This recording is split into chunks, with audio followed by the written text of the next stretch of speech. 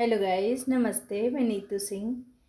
देखिए, ये गलती आप जीवन में कभी भी ना करें। अक्सर ऐसा होता है ना कि जब बच्चे हमें बहुत परेशान कर देते हैं या हमारी कोई बात नहीं सुनते हैं, हम पढ़ने के लिए उनके ऊपर चिल्लाते रहते हैं, वो नहीं सुनते हैं या ऊट पटांग कोई काम करते हैं, बच्चे हों या बच्चियां नहीं सुनते हैं, तो हमारे मुंह से बहुत ही उल्टा सीधा निकल जाता है। क्योंकि माँ के ऊपर भी घर का बहुत लोड रहता है, तो उन्हें भी चिढ़ आ जाती है, गुस्सा आ जाती है और उनको उल्टा सीधा बोल देती हैं।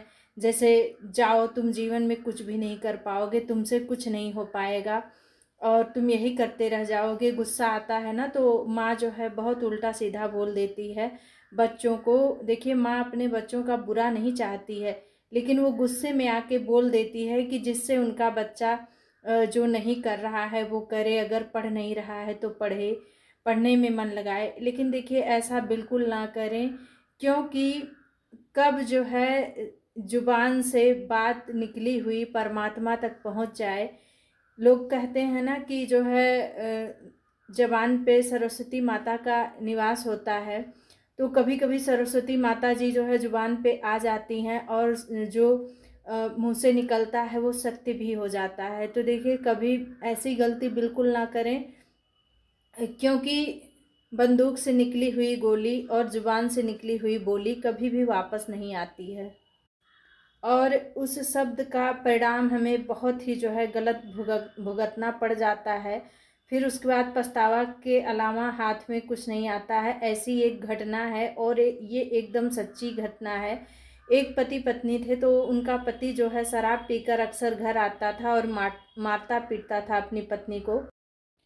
तो एक दिन ऐसे ही पति पत्नी में आपस में लड़ाई हो गई। पति भी अपनी पत्नी को बहुत उल्टा सीधा बोला और पत्नी ने भी बहुत कुछ बोला। लेकिन जब पति बाहर जाने लगा तो पत्नी ने के मुंह से ये निकल गया कि जाते कहीं मर ना जाते, कहीं एक्सीडेंट हो जाए, किसी भी गाड़ी के नीचे आ जाओ और घर वापस लौट कर आओ ही ना।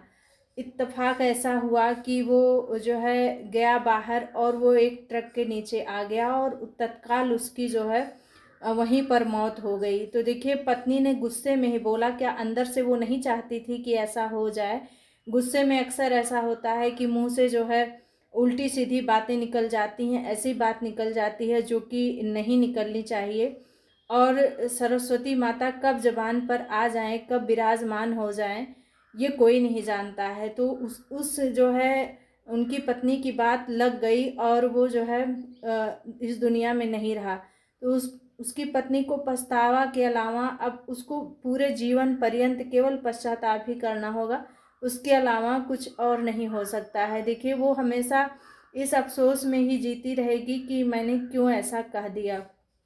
तो देखिए, कभी भी किसी के लिए, अपने घर में किसी भी के लिए, चाहे जितना आपको गुस्सा आए, आप बहुत सोच समझ कर बोलिए।